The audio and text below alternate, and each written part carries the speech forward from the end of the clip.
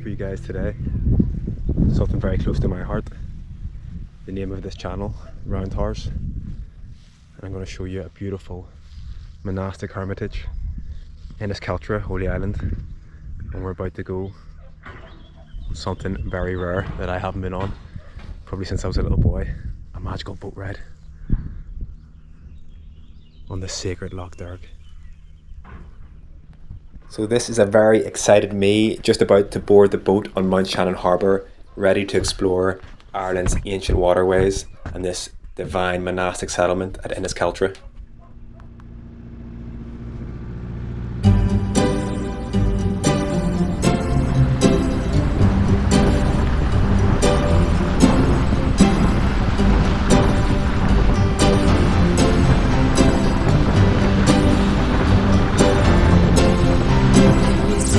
Sailing on Lough Derg. A majestic experience.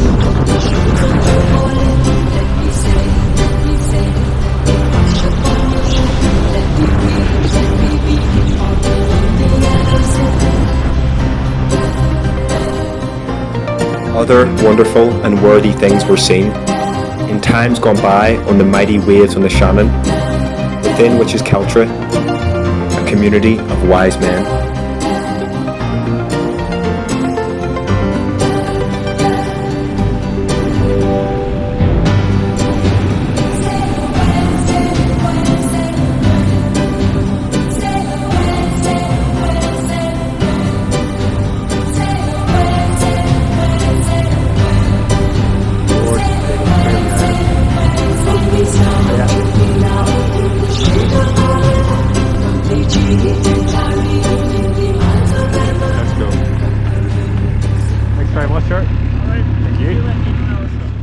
My boatman is about to leave some of the other visitors here back to the island.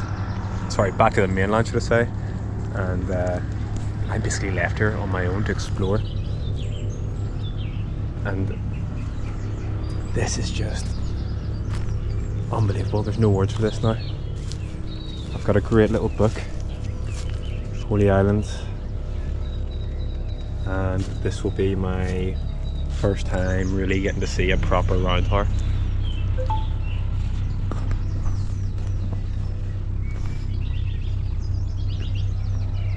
Was not expecting to see a gorgeous oak tree on the island.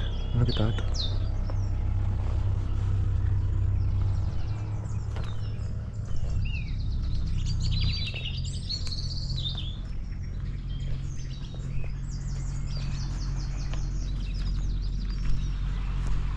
There's my ride, leaving the harbour. The School of Holy Island became one of the most famous of our ancient seats of learning and drew its students not only from remote parts of Ireland, but from the distant countries on the continent of Europe. It is reported in a life of St Shannon of Scattery Island, on the lower Shannon, that 7 ships laden with continental students sailed up the Shannon seeking this renowned school. Welcome to the magical island, Inis Celtra. The first mention of the island in the annals is under the year 654 AD. In that year, the annals of Innisfallen record the death of Camine of Inis Celtra. Its name probably derives from 2 Irish words, Inis and Celter. Inis means an island, and Celter, which is Old Irish, means a church. Hence we get Church Island, and it is an easy step from there to its more common name, Holy Island, or Insula Sanctorum, as it was known in medieval times. In time, the whole parish became known as Inis Celtra. The name, as well as references later on, suggests that the first Christian hermits inherited an island that was already sacred to our pagan ancestors. High crosses in here, floral design, almost geometric design.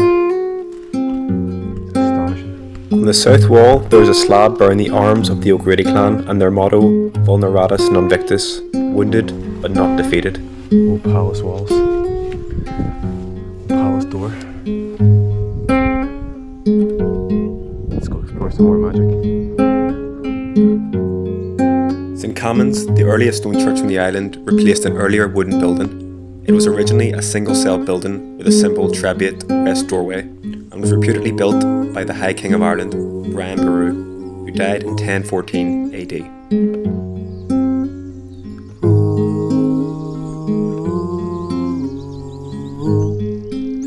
In texts from 1105, known as Wars of the Gael and the Foreigner, it is written about Brian. By him were erected noble churches in Erin and their sanctuaries. He sent professors and masters to teach wisdom and knowledge, and to buy books beyond the sea and the great ocean, because their writings and their books were burned in every church and sanctuary where they had been, and were thrown into the waters by plunderers from the beginning to the end. By him were erected the church of Lough and the church of Inis Celtra.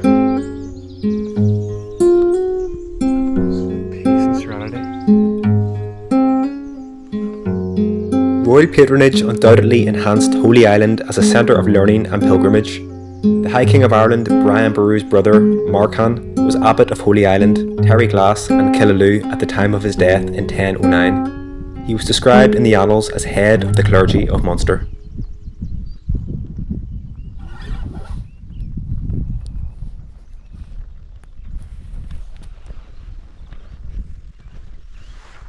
This is what I wanted to experience.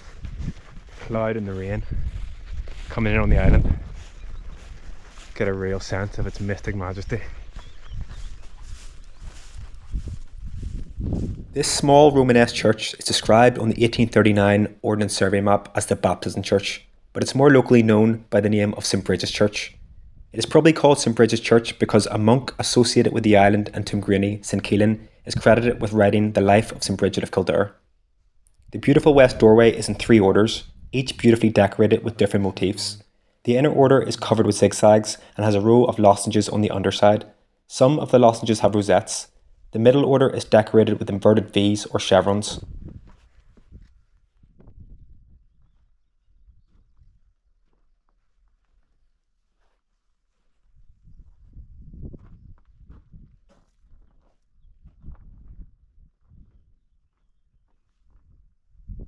Absolutely spellbinding.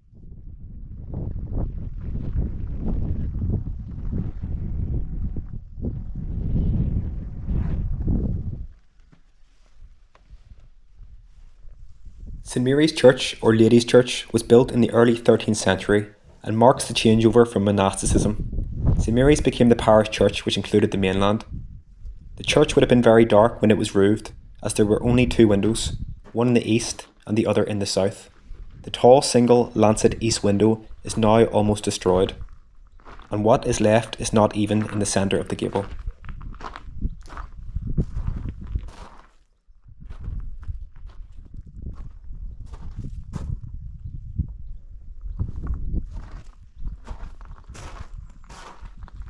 Really old grave slabs.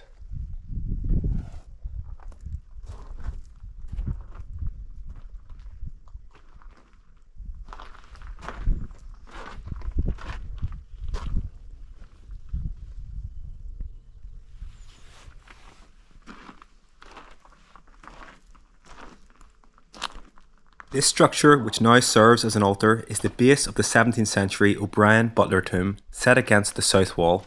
This altar was moved to the parish church in Whitegate sometime in the 18th century and later returned to its current position in 1882.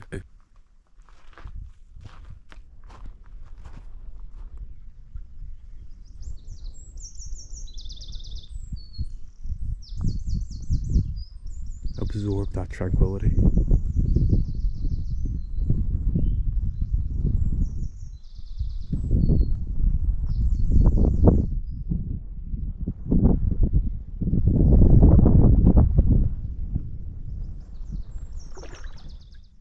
Known locally as the Bargaining Stone, deals of every description were sealed here from ancient up to recent times. The parties involved would shake hands for the stone, ensuring the sanctity of the agreement. It was particularly used for marriage settlements.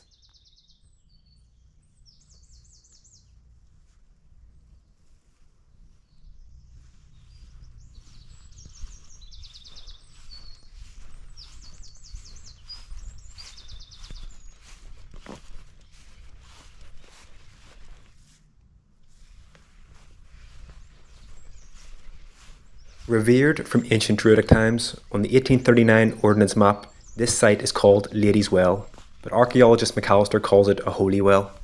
McAllister described it as a cylindrical shaft of masonry built with mortar 1.8 metres in diameter. There is a recess for offerings on the south side. Pilgrims commenced and ended their walks at the well.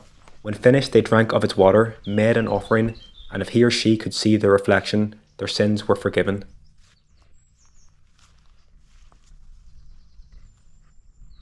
Sacred holy well.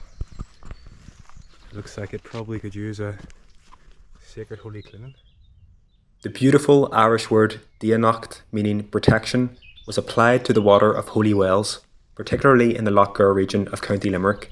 Water from holy wells was sprinkled liberally on people as they left the house. It is an old Irish custom worthy of preservation.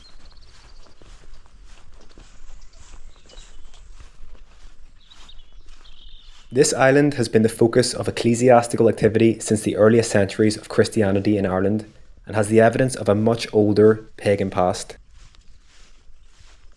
Published in 1890, in Ireland's Ancient Schools and Scholars, Bishop Healy wrote, "No one now dwells on this lonely and beautiful island, and indeed it would be a profanation to erect a building for the commonplace purposes of everyday life on its sacred soil. Better, far better to leave its tower, its graveyards, and its ruined churches to be the lone and silent memorials of the vanished past, than to mar their holy memories by association with anything that would be commonplace or trivial."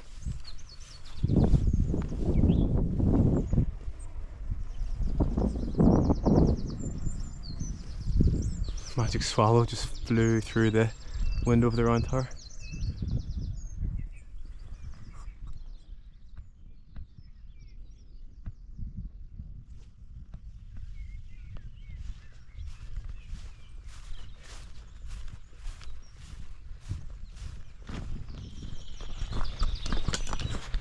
So, first impressions of Holy Island, mind blowing. Being close to the round tower, the size of it, the feeling around it, words can't describe. And seeing this monastic settlement, just feeling the peace. Just thinking about those holy men and scholars that lived on these islands, making their illuminated scripts, metallurgy, all different types of crafts. And out on the loch there is my boat coming in. Come pick me up. So what a magical adventure it's been. So I'll leave you some beautiful shots of the boat riding back across the loch. Thank you for once again joining me on another beautiful adventure in the magical land of Erin. It was an eve in the month of May as I sat in my boat in Scariff Bay. Lough Derg was in high-minded mood. The cuckoo called and the pigeons cooed. The white thorn bushes all aglow, and yellow firs to wave to and fro. Deep seclusion all around. The gentle breeze scarce made a sound.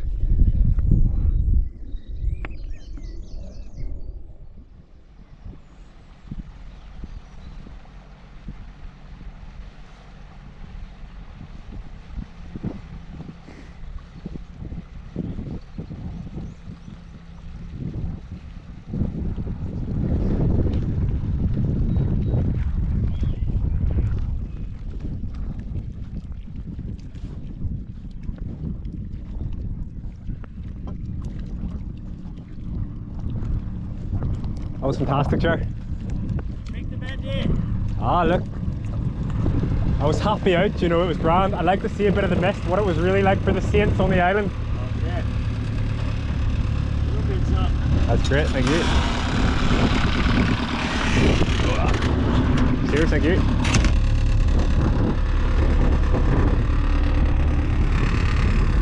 What a legend. Real old school man. Inis Celtra. Far westward lies an isle of ancient fame, by nature blessed, Scotia is her name. Enrolled in books, exhaustless in her store, of veiny silver and of golden ore. Her fruitful soil forever teems with wealth, with gems her waters, and her air with health. Her verdant fields, with milk and honey flow, Her woolly fleeces, thick with virgin snow, her waving furrows float with bearded corn, and arms and arts her envied sons adorn. No savage bear with lawless fury roves, nor fiercer lion through her peaceful groves. No poison there infects no scaly snake, creeps through the grass, nor fog annoys the lake. An island worthy of its pious race, in war triumphant and unmatched in peace.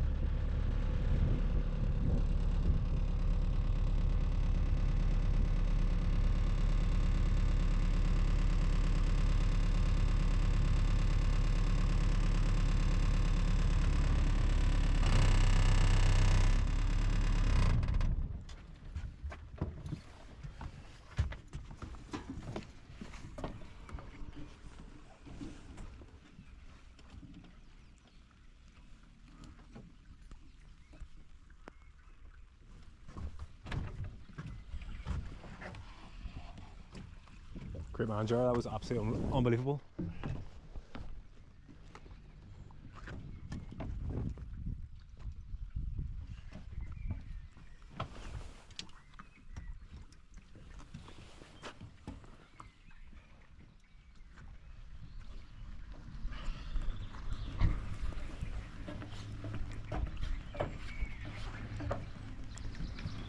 How many years has she been sailing then? Huh? How many years has she been sailing the boat? Oh, Jesus, tough case was.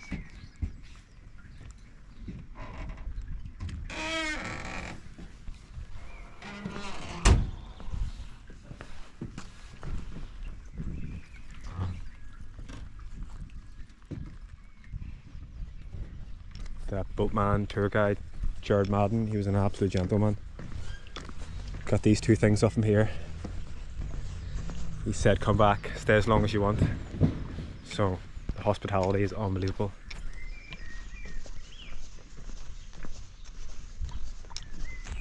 Really couldn't ask for any more than that.